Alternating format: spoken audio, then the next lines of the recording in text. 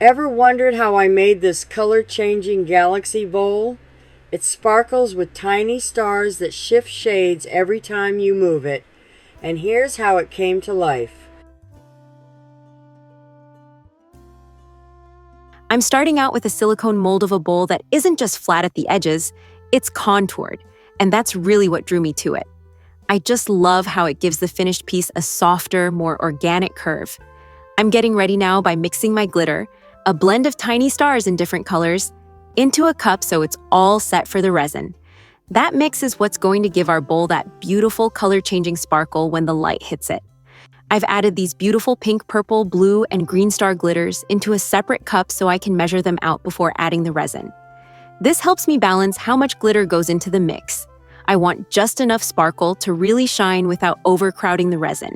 That way, when the light hits our finished bowl, all those tiny stars will glide and twinkle just right.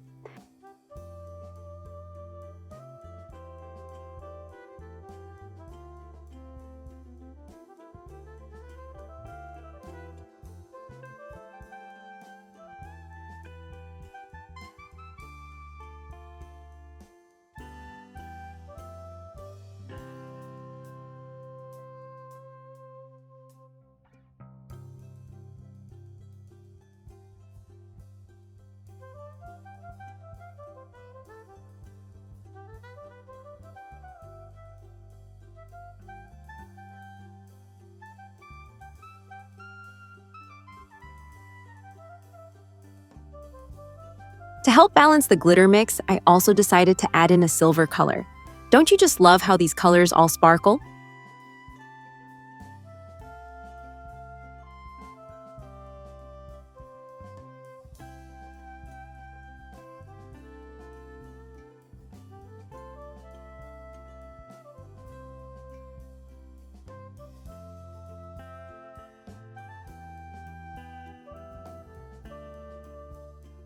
Now that our glitter mixture is ready to go, it's time to mix up some Let's Resin epoxy. I'll blend the resin slowly, taking my time so I don't create a lot of bubbles.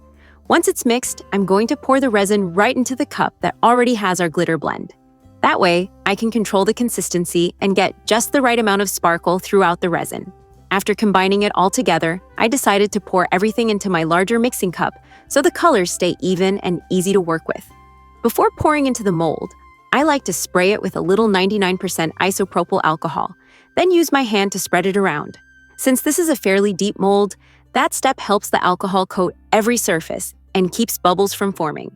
Once I've poured the resin in, I do what I call my tap method, gently tapping around the edges of the mold to release any trapped air. Finally, I give the surface a light mist of isopropyl alcohol to pop any remaining bubbles, and then I let it sit and cure.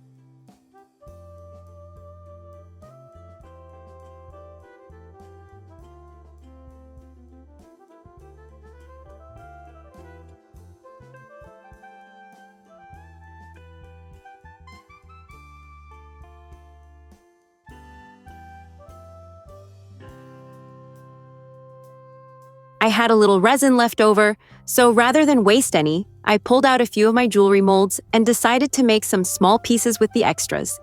I always love creating a few extra little surprises when there's resin left in the cup.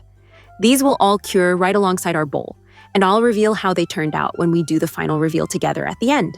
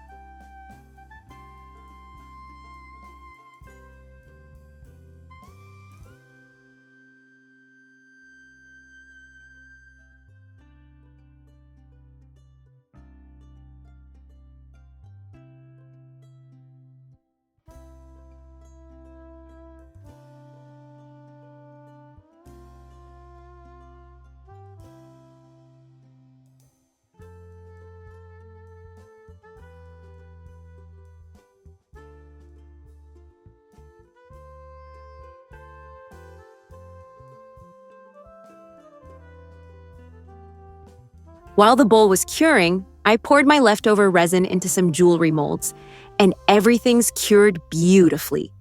Here's the cross. It'll make a lovely bookmark with a ribbon through the top. Next is the arrowhead necklace, and I just love how it picks up the colors from our star glitter mix. These other pieces are all necklace pendants, catching the light a bit differently from each other. And this last little one doesn't have a chain yet. I might turn it into a trinket charm for a backpack or a keychain. I had so much fun making this project, and I hope you enjoyed watching it come to life. I love how all those tiny stars shift colors and bring the piece to life under the light. It really feels magical.